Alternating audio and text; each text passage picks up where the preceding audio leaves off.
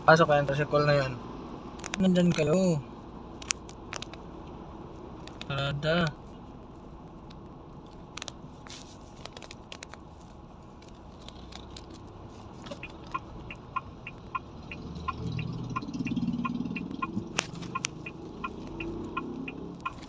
Bigat.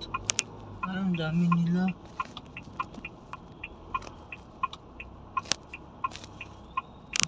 Sige, pasok. Sinyas ka pa sa akin eh. Ano nga ako eh. Pasok.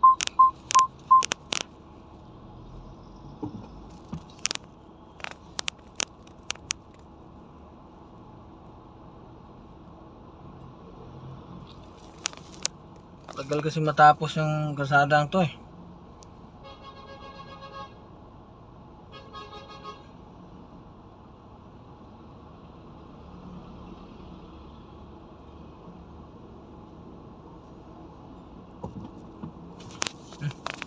Minto pa siya dyan.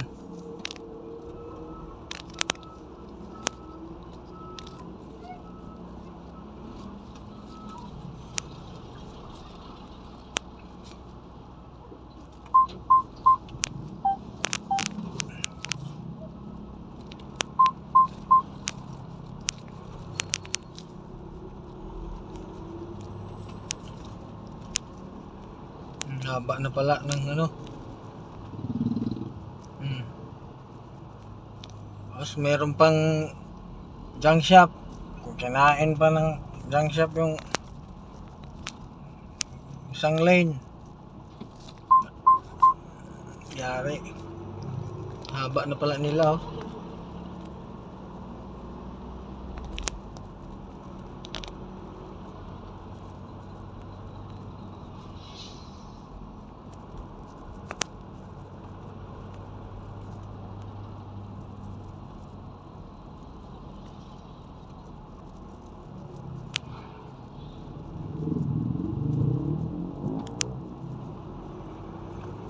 Okay na. Oh.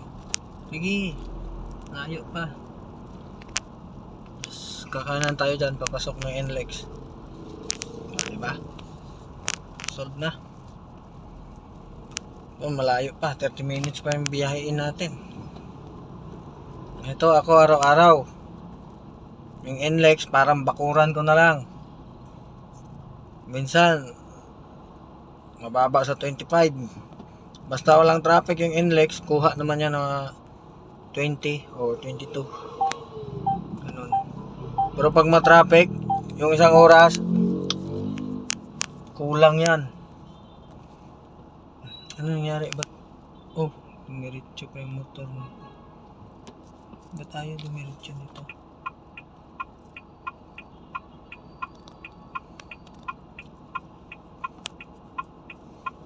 Traffic. Ba't ayaw nila? Ay, traffic pala papunta doon. Tapos itong blue na to,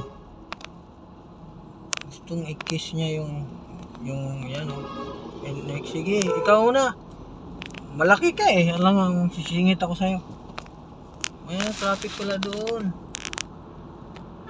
Ginagawa na ng kalsada dyan. Sige, harangan nyo dyan para dito walang traffic. Pero dandahan lang tayo kasi ang bigat ng karga. Iwasan natin na malubak tayo. Dami pa namang alon-alon sa NLEX. Ayun oh. Yun yung ano kanina. Nahulog na container. Hindi pa nakuha. Ayan, tinayo lang nila. Ganyan. Nahulog eh. Ayan, nahulog yung container. Aray ko, pakak. Pakak mo mga lods. Bakit nahulog yan?